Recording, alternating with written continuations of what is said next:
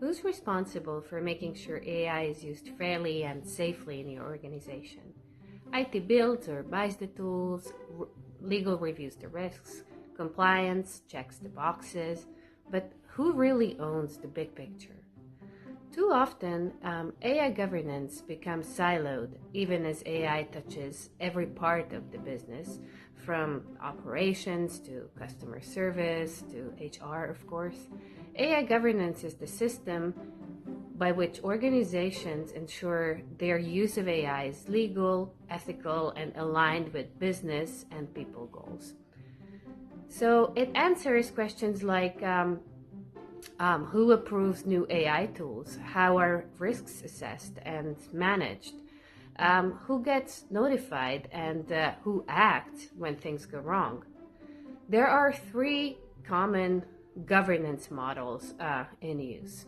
First is the centralized model, where a single team, often legal, risk, GRC, or IT, owns all AI oversight, clear, consistent, but can be slow or disconnected from local realities.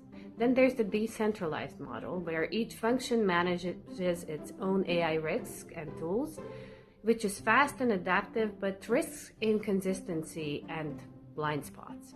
And then there's the hybrid model, where a central AI governance body coordinates with functional leaders like HR, finance, marketing, who manage day-to-day responsibility for use cases and AI outcomes. Hybrid is the most realistic model, in my opinion, for large or complex organizations, but only if the right voices are at the table. So let's take HR as an example. In a hybrid model, HR plays a critical role in, first of all, use case governance, flagging and prioritizing sensitive AI use, like hiring tools, flight risk models, or internal mobility systems. Then risk identification, spotting biased or outdated data or systems that undermine diversity goals or labor regulations. Then there's the human oversight, which is ensuring people can challenge automated decisions that affect them, especially in high impact areas like performance, promotion, or pay. Then policy and training, educating leaders and staff on responsible AI, ethics, and digital literacy. But it's not just about HR, of course. Every function using or affected by AI needs a clarity on what role they play in the AI lifecycle, what risks they own, and how they engage with central governance structures.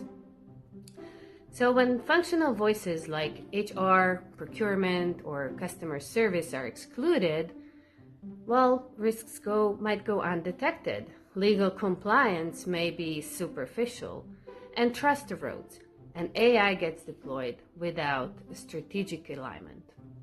So AI governance isn't just about tech or just compliance. It's about people, power, and purpose, and that means every major function needs a seat at the table. So wherever you sit in the organization, well, ask where AI is already being used. Then check if your team is part of the governance conversation. And if not, ask why. Because if governance doesn't include the people most affected by AI, well, it's not really governance then. It's just guesswork.